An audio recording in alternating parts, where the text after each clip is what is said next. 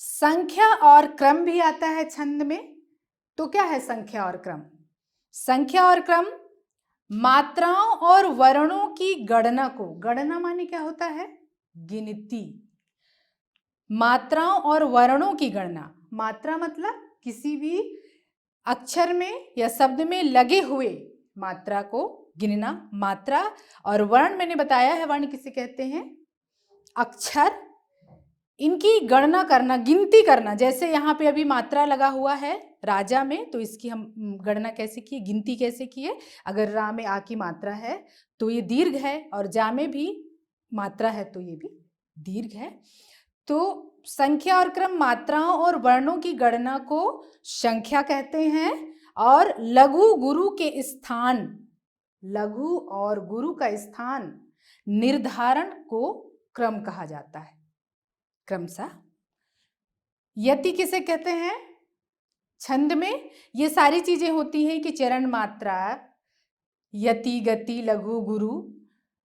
यति माने होता है विराम। विराम मतलब रुकना। जैसे किसी भी दोहा को हम पढ़े, सीधे पढ़ते जाएं, उसमें हम विराम न लाएं। जैसे साईं इतना दीजिए या मैं कुटुंब समाए, मैं भी भूखा ना रहूं साधु ना भूखा जाए।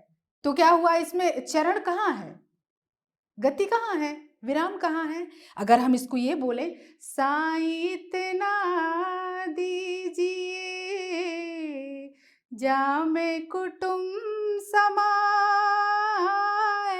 मैं भी भूखा ना रहूं साधु न भूखा जाए, कबीरा साधु न भूखा जाए।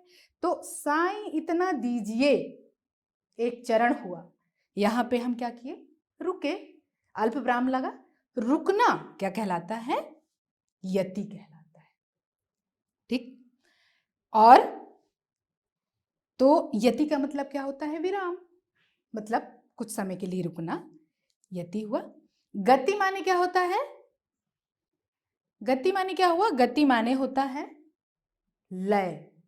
लय मतलब किसी भी पद को हम किस लय से पढ़ते हैं, वो चार चरणों में कहाँ पे उन दोनों का तुक मिलता है। तो हमारी जो लय है छंद को पढ़ने की, किसी भी कविता को पढ़ने की, उस लय को क्या कहते हैं? गति या फिर लय कहते हैं। फिर तुक क्या है? छंद में तुक भी आता है। तो तुक माने होता है चरणांत में।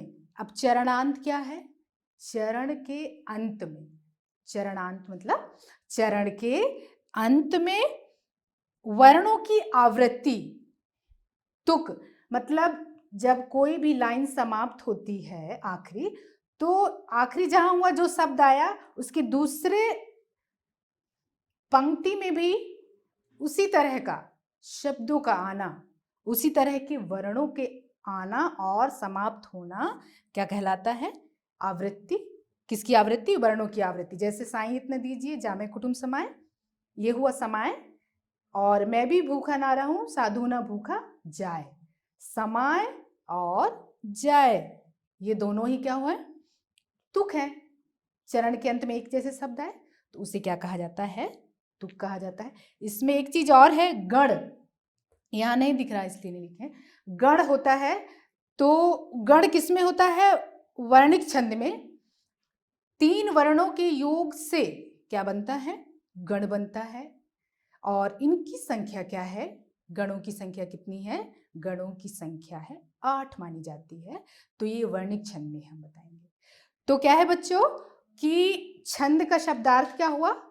छंद का शब्दार्थ है बंधन, जो वर्ण, मात्रा, यति, गति, लय, तुक, ह्रस्व, दीर्घ आदि से युक्त रचना को क्या कहते हैं? छंद कहते हैं। अब हम छंद के प्रकार पढ़ेंगे।